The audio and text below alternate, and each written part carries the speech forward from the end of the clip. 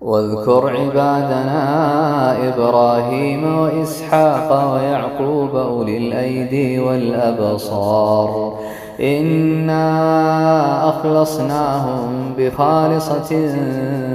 ذكر الدار وإنهم عندنا لمن المصطفين الأخيار.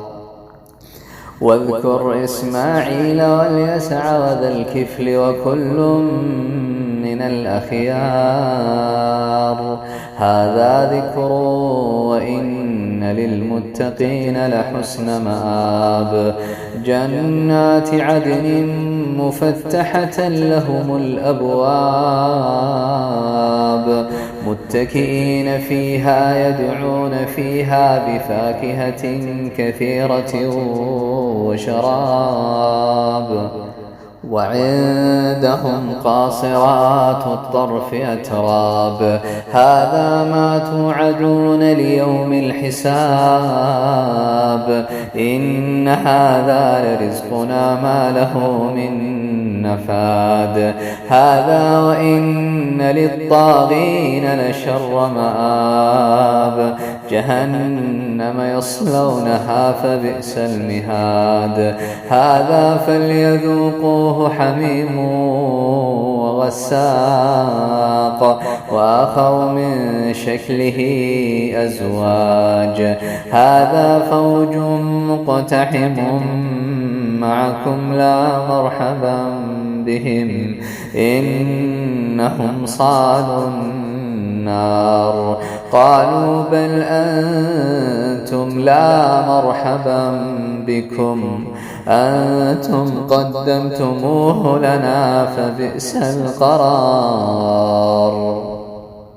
قالوا ربنا من قدم لنا هذا فزده عذابا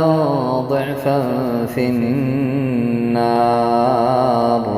وقالوا ما لنا لا نرى رجالا كنا نعدهم من الأشرار اتخذناهم سخريا أم زاغت عنهم الأبصار إن ذلك لحق تخاصم أهل النار قل إنما أنا منذر وما من إله إلا الله الواحد القهار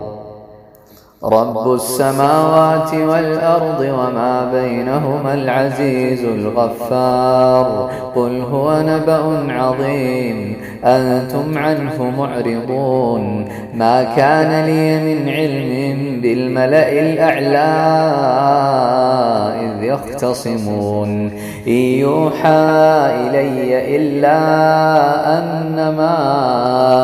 أنا نذير مبين إذ قال ربك للملائكة إني خالق بشرا من طين فإذا سويته ونفخت فيه من روحي فقعوا له ساجدين فسجد الملائكة كلهم أجمعون إلا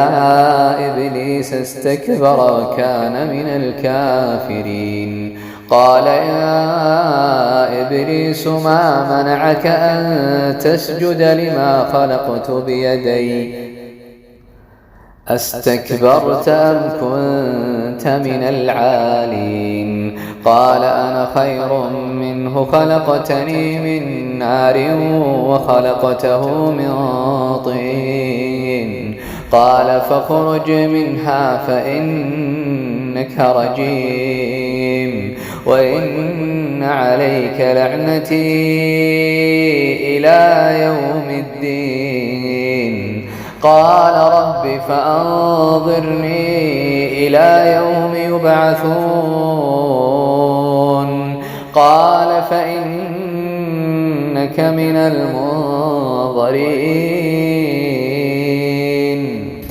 قال فإنك من المنظرين إلى يوم الوقت المعلوم قال فبعزتك لأغوينهم أجمعين إلا عبادك منهم المخلصين قال فالحق والحق أقول لأملأن جهنم منك وممن تبعك منهم أجمعين قل ما